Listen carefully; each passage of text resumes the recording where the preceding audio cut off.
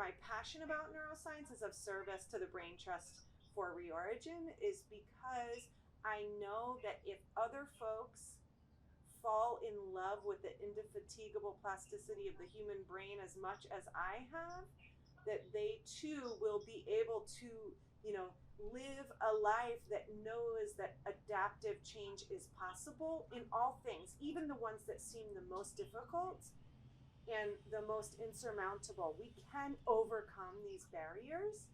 And so if I'm able to share that passion, then hopefully Reorigin is able to change lives. Yeah.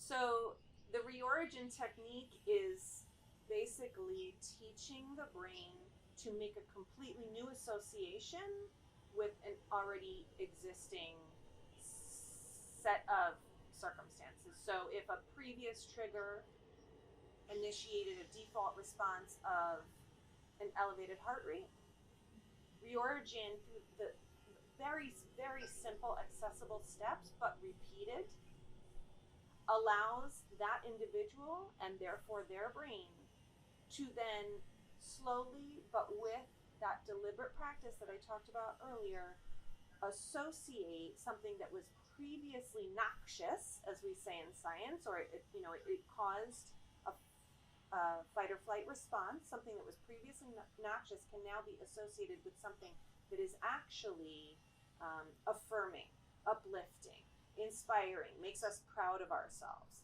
through the simplest of repeated actions.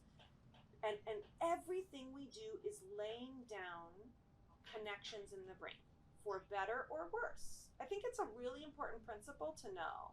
For better or worse, everything we do, all conversations we have, all responses we initiate are being laid down as pathways in the brain. And so anytime we reinforce, those pathways get strengthened. So if we strengthen an affirming association to a previously noxious trigger again and again and again, that's easier to access next time. And each time we practice, it becomes easier to access. And guess what else the brain does? In addition to making new connections, it prunes away the old ones that get less used. And so the less frequently you use that previously noxious maladaptive association to a trigger, the more likely that might get pruned away the next time you're having a blissful sleep, and even more access to that more adaptive, more affirming, more uplifting, more inspiring association you have.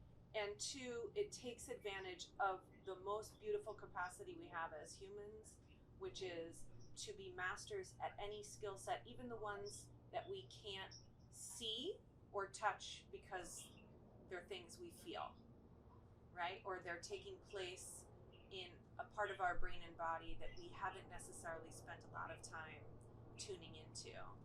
And so it's the perfect marriage of two of the simplest but underappreciated ideas, which is it takes little itty bitty, repeated, committed, deliberate changes to create something radically different, and that we are absolutely capable of that because our brain is so plastic and changeable.